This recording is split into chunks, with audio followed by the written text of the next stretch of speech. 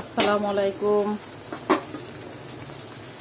আজকে আমার একটা প্রশ্ন সবার কাছে, প্রশ্নটার উত্তর আশা করি সবাই দিবেন।